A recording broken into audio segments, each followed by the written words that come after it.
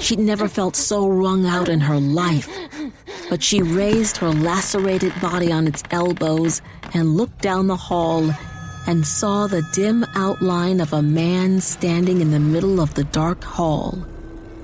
Mark. He had his right arm held high, and something on the end of it seemed to dance and squirm. The rest of his body stood still.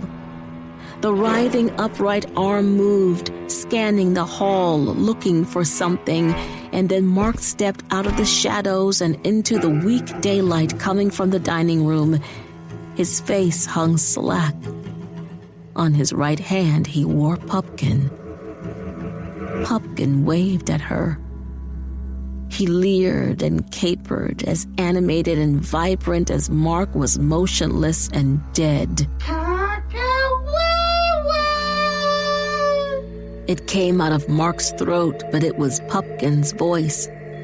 Louise remembered it all the way back to their childhood. No. Pupkin danced from side to side. Pupkin here, what do they do? Pupkin here. Mark took a stiff, stumbling step toward Louise, then another, Pupkin leading the way. Pupkin here, Pupkin home. Oh, no, they do. Pupkin home. Louise pushed herself backward along the carpet with the skinned palms of her hands until her back was against the busted vent. Mark! He stopped. Mark! Take that off! Mark, gone. Pupkin now. Shut up! Louise realized she was arguing with a puppet, and it made her angry. Take it off or I'll take it off for you. I can't handle this bullshit right now. Her right knee felt stuffed with broken glass as she put her weight on it. Her spine cracked and popped as she stood up. Her pelvis felt like it had been snapped in half.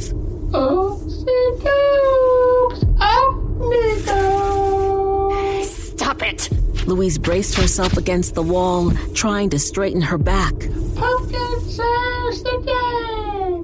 Me makes spider go away. Now it's time to play and play. Pupkin turned away from Louise and Mark's body followed. He plodded to the end of the hall and turned the corner toward the front door. Louise tried to take a step. She could go out the kitchen. She had to be fast. Her right ankle felt weak, but her knees held. She started to move. From around the corner, she heard the unmistakable snap of the front deadbolt flipping shut, and it stopped her. Pupkin popped his head around the corner.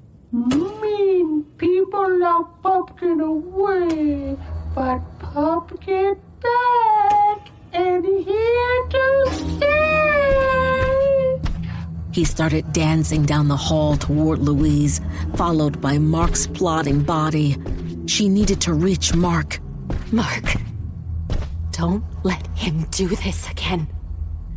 Don't let him take over. Bad Louise, mean Louise, lock Pupkin away.